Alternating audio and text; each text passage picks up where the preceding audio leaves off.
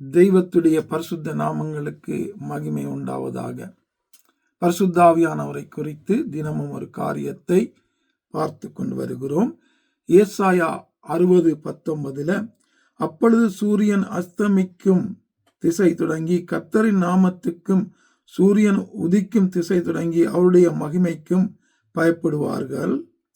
வெள்ளம் போல் சத்துரு வரும்போது கர்த்தருடைய ஆவியானவர் அவனுக்கு விரோதமாக கொடியேற்றுவார். சத்துருவுக்கு விரோதமாக கொடியேற்றுகிற ஆவியானவர், அதாவது எங்களுக்காக யுத்தம் பண்ணுகிற ஆவியானவர். இங்கே சத்துரு வெள்ளம் போல வரும்போது அவனோடு எதிர்த்து நின்று எங்களால் முடியாது. எந்த ஒரு பிரச்சனையை சந்திப்பதற்கும் எங்களுக்கு பலன் கிடையாது.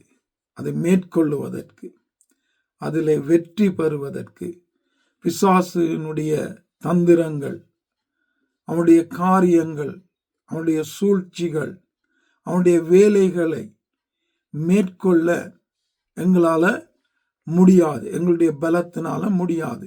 அதற்காகத்தான் ஆண்டவர் எங்களுக்கு பரிசுத்த ஆவியானவரை தந்திருக்கிறாரு. அவரை வைத்து கொண்டு அவருடைய உதவியோடு அவைகளை நாங்கள் மேற்கொள்ள முடியும். ஏனென்றால் எங்களுக்குள்ளே வாசம் பண்ணுகிற அந்த பரிசுத்த ஆவியானவர் சகல வல்லமைகளோடும் சகல மகிமையோடும் எங்களுக்குள்ளே வாசம் பண்ணுகிறார். அவரை மிஞ்சி எங்களை எதுவும் மேற்கொள்ள முடியாது. எவ்வளவு பெரிதான காரியங்களாயிருந்தாலும், பிசாசுடைய காரியங்களாயிருந்தாலும், மனிதர்களுடைய காரியங்களாயிருந்தாலும், ஆவியினால வழிநடத்தப்படுகிற எங்களை அந்த காரியங்கள் மேற்கொள்ள முடியாது.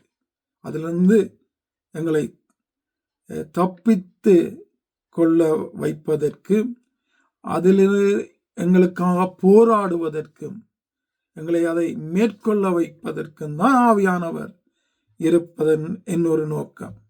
தொடர்ந்தும் ஆவியானவர் அப்படியாக எங்களுக்காக தொடர்ந்தும் போராடி எங்கள் ஒவ்வொருத்தரையும் தெய்வத்துக்கு நேராய் வழி நடத்துவாராக. ஆமென்.